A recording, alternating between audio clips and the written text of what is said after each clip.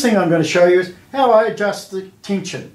We adjust our tension on the roller by this little winding thing here. It comes out, we push it down, we push it up, and we can put more tension on it or less tension. The way I tend to do it is I get a MIG torch, pull the trigger, bend the wire so it won't stab my hand, and I let it walk around. That is getting a slight slip, so I'll just give it a bit more tension.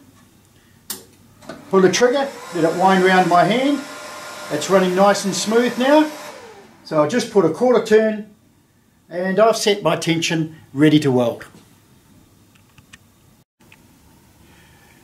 We're going to talk about the EZIMIG205C. It's one of the simplest machines to set up and to use in the marketplace today. We have a set of buttons down here. The first one is the function button, and that sets the parameters in behind the machine. I'll show them later on in the video. The next line down here is MIG mode, or we can stick it to ARC Welding mode, and this allows us to do arc welding and the running of arc welding electrodes. The next one down is the gas test button. This one here is pushed. We're able to allow the gas to flow, check our flow before we start welding. The line here we have inch button.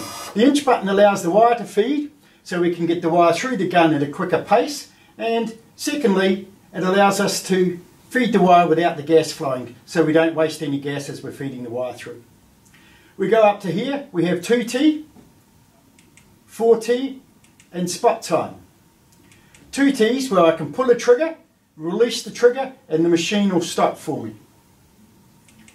In 4T I will pull the trigger, let the trigger go, the machine will keep going until I pull the trigger again and the machine will stop. Spot time, we can set a time that the tacks or the weld that we're doing exactly the same length, so we can get a consistency of the length of weld we want to do. I'm now going to talk about the parameters in behind the main screen, and we get to them by pushing this button here. The first one is pre-gas. This just allows time for the gas to flow before we start our welding. And when you adjust anything, we can adjust it by the knob on the right hand side, and I'm going to set this at about 0.5 of a second. The next parameter I'm going to adjust is post-gas. This allows the gas to flow at the end of the weld, and this protects the ball on the end of the wire and stops it from oxidizing. Again, 0.5 of a second is a good parameter to start with. The next one that's come up is soft start.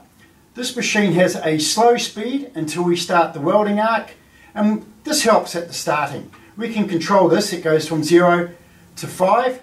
Again, a good starting point is around about 2. This is a personal preference adjustment that once you set it you can leave it alone. This one here is called burn back.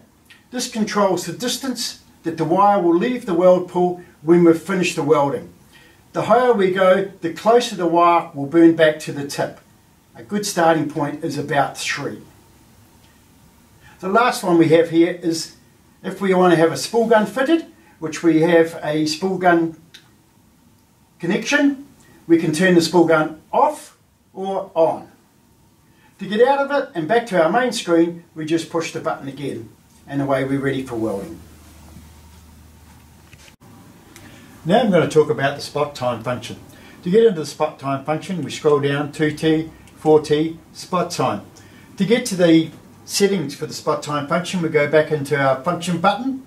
We scroll through the parameters that we've already set until we come to the gap. This is the time that the weld will stay off when we're setting our spot time function, and we can adjust that to suit the job we want to do. And then we go in and we set the time that the weld will be on for. Again, this is depending on the job you're doing. Once you're finished, you go back and you push the function button, and again you're ready to weld.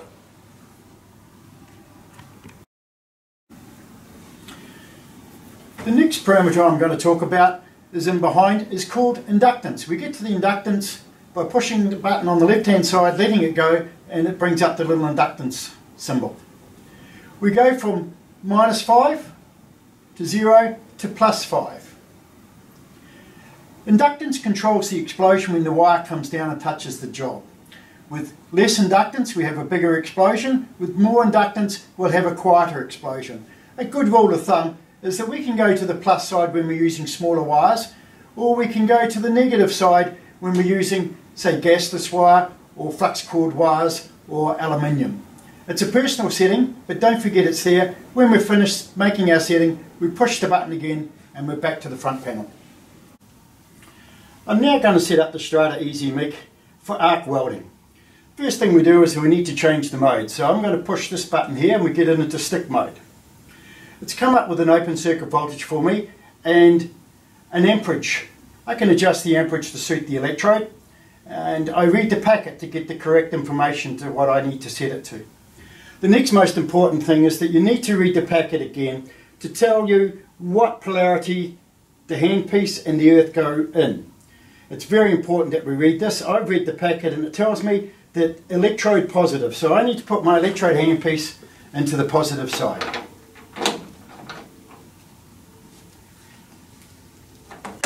I then connect my earth into the negative side. As with any form of welding, we need to make sure that the earth has a really good contact with the workpiece so we can get a good arc start and a good arc run.